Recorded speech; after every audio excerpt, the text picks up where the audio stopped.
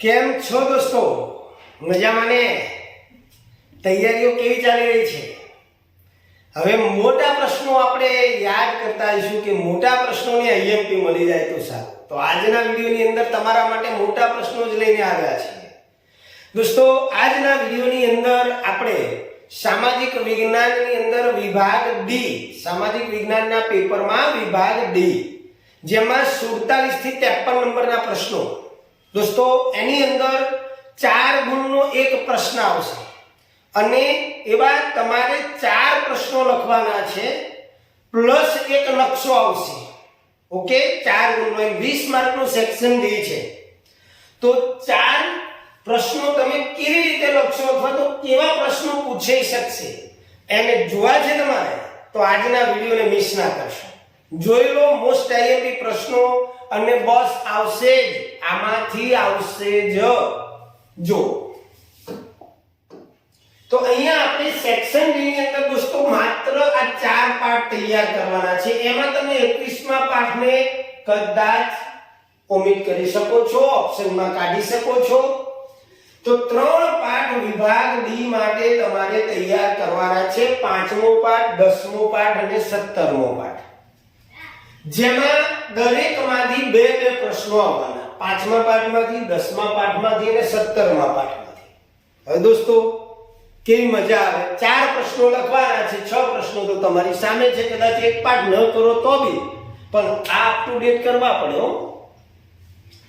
તો શરૂઆત કરીએ આપણે 5મા પાઠના મોસ્ટ આઈએમપી પ્રશ્નો. 5મો પાઠ છે, અહીંયા સોરી 4 ગુણના ટાઈપિંગ મિસ્ટેક છે, 4 ગુણના પ્રશ્નો આવશે. તો ચેપ્ટર 5 ભારતનો વિજ્ઞાન અને ટેકનોલોજીનો વારસો. તો દોસ્તો એની અંદર સુપર પ્રશ્ન 100% પૂછાય એવો પ્રાચીન ભારતીય વૈદક વિદ્યા અને શલ્ય ચિકિત્સાનું યોગદાન સમજાવો. બહુ જ મોસ્ટ આઈએમપી દોસ્તો, આંખો બંધ કરીને તલવારની ધાર જેવો તૈયાર કરી નાખજો. ત્યાર પછી આપણી મોસ્ટ આઈએમપી પ્રશ્ન, ગણિત ક્ષેત્રમાં પ્રાચીન ભારતે કરેલી પ્રગતિ વિશે નોંધ લખો. વાસ્તુશાસ્ત્ર ઉપર નોંધ લખો. ખગોળશાસ્ત્ર અને જ્યોતિષમાં ભારતના યોગદાન ઉપર નોંધ લખો. પ્રાચીન ભારત દ્વારા ધાતુશાસ્ત્રમાં પ્રાપ્ત થયેલી પ્રગતિ ઉપર નોંધ લખો.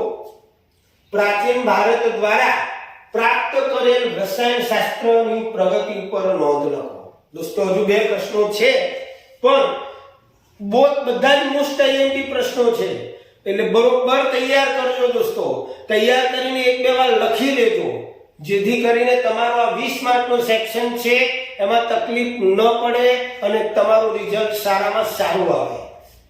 ત્યાર પછી દોસ્તો 2 પ્રશ્નો બીજા, એમાં પ્રાચીન ભારતના વૈજ્ઞાનિક વારસા ઉપર નોંધ લખો અને ભારતમાં વિવિધતામાં એકતા કેવી રીતે વિશિષ્ટ છે સમજાવો. તો દોસ્તો 5મા પાઠના આઈએમપી પ્રશ્નો છે. સ્ક્રીનશોટ આનો પહેલા પાડી લો ફટાફટ. ચાલો, એ પછી આનો બી સ્ક્રીનશોટ લઈ લો. ઓકે દોસ્તો, આપને અમારું કામ કેવું લાગ્યું એ કમેન્ટમાં જરૂર જણાવજો દોસ્તો, જેથી કરીને અમને પ્રોત્સાહન મળે. અને ચેનલને દોસ્તો લાઈક અને શેર તો જરૂર કરજો, જેથી વધુમાં વધુ વિદ્યાર્થીઓ આ વિડીયોનો લાભ લઈ ઘરે બેઠા ખૂબ જ સારી રીતે પરીક્ષાની તૈયારી કરી શકે. કારણ કે અમારો હેતુ એ જ છે કે દરેક વિદ્યાર્થી બોર્ડની અંદર ખૂબ જ સારામાં સારા ગુણથી પાસ થઈ જાય દોસ્તો.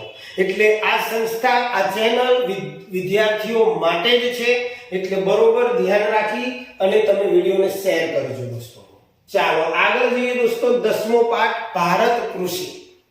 દોસ્તો હવે ભારત કૃષિની અંદર તમારે ધ્યાન એ રાખવાનું કે ઘણીવાર તમને પેપર સેટર એવા પ્રશ્નો પણ પૂછશે કે જેમાં તમને કોઈ પણ પાકનું એક ચિત્ર આપેલું હશે અને પછી તમને એના ઉપર કે ભાઈ આ પાક વિશે ટૂંકમાં સમજાવો અથવા તો ઉત્પાદન કરતા પ્રદેશો જણાવો, એને કેવી જમીન અનુકૂળ આવે છે અથવા તો એના અનુકૂળ સંજોગોને ઉત્પન્ન કરતા પ્રદેશો વિશે માહિતી આપો.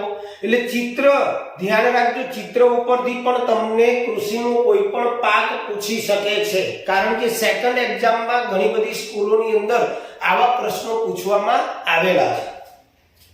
તો ભારતના ઘઉંના પાક ઉપર નોંધ લખો. ત્યાર પછી દોસ્તો મારી દ્રષ્ટિએ આ પાઠના સુપર અને મોસ્ટ આઈએમપી પ્રશ્નો જે છે એમાં એક તો આ પ્રશ્ન ખાસ કે કૃષિ ક્ષેત્રે થયેલ સંસ્થાગત અથવા સંસ્થાકીય સુધારાઓની નોંધણી કરો.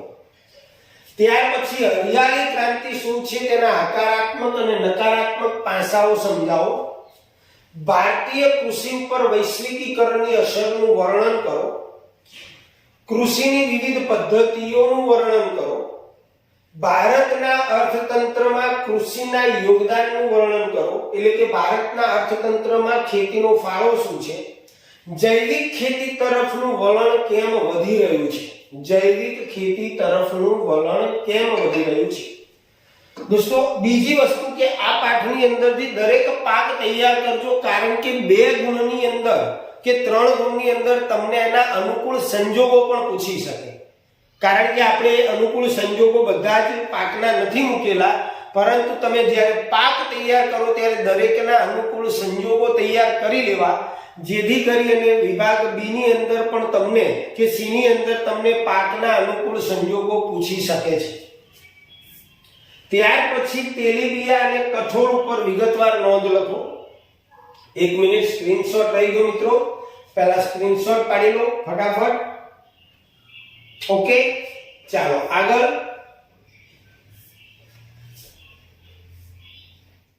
સાતમો પ્રશ્ન, તેલીબિયા અને કઠોળ ઉપર વિગતવાર નોંધ લખો. ડાંગર ઉપર નોંધ લખો, એટલે ડાંગરની ટૂંક નોંધ. ડાંગરના ઉત્પાદનમાં ભારતનું સ્થાન, એના અનુકૂળ સંજોગો, કયા કયા રાજ્યોની અંદર ડાંગર વધારે પાકે છે. ભારત એક કૃષિ પ્રધાન દેશ છે, કારણ આપો. ઋતુઓના આધારે પાકના પ્રકારોનું વર્ગીકરણ કરો અને એને સમજાવવાનું એના વિશે. નાગલી પર વિગતવાર આ પ્રશ્ન નથી કરવાનો તમારે.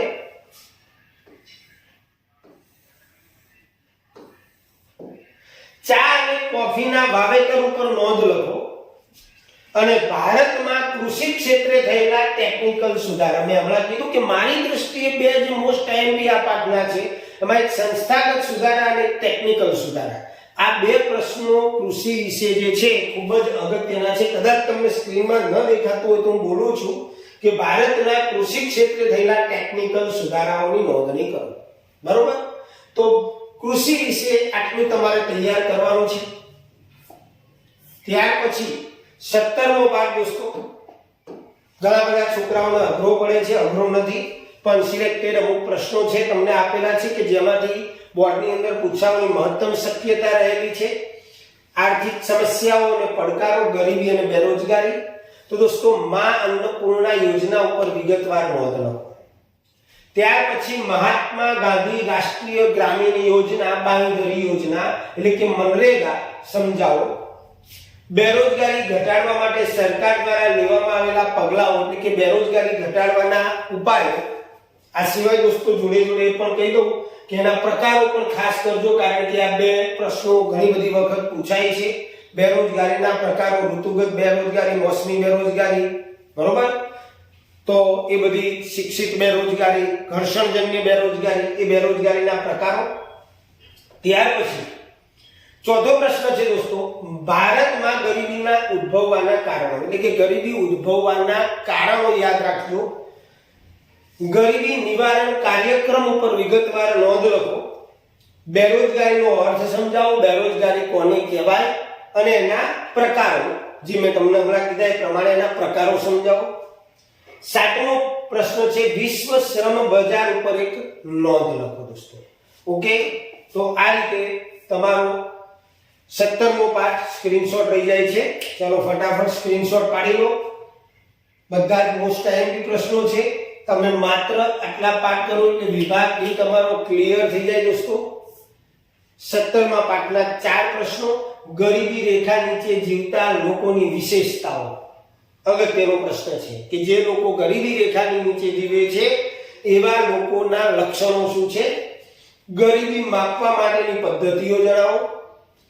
ભારતમાં બેરોજગારીના કારણો કયા કયા છે, શા માટે ભારતની અંદર બેરોજગારી વધારે છે. અને છેલ્લો પ્રશ્ન, નિરપેક્ષ અને સાપેક્ષ ગરીબી જણાવો. તો દોસ્તો આટલા પ્રશ્નો તમારે કરવાના છે. આ વિભાગ ડી હતો, જેમાં તમારે 4 પ્રશ્નો 4 ગુણના લખવાના છે. તૈયારી બરોબર કરજો, જેથી કરીને સારામાં સારું રિઝલ્ટ મળે તમને. હવે આપણે મળીશું દોસ્તો નેક્સ્ટ વિડિયોમાં. એ પહેલા મેં તમને હમણાં કીધું કે ટૂંક સમયની અંદર જ આપણે વન શોટ રિવિઝન વિજ્ઞાનનો આખી સિરીઝ લઈને આવીએ છીએ, જેમાં વિભાગ બી સી ડી ના અગત્યના પ્રશ્નો સંપૂર્ણ સમજૂતી સાથે વન શોટ રિવિઝન ફટાફટ તમને રિવિઝન કરવામાં આવશે, જેથી કરીને તમને ક્યાંય આગળ ભૂતકાળમાં ક્યાંય સમજાયું હોય ન સમજાયું હોય તો થોડો ખ્યાલ પણ આવી જશે અને જોડે તમે તૈયાર પણ કરી લેશો. તો હવે પછી મળીશું નેક્સ્ટ વિડિયોમાં. ત્યાં સુધી આવજો. જય સ્વામિનારાયણ.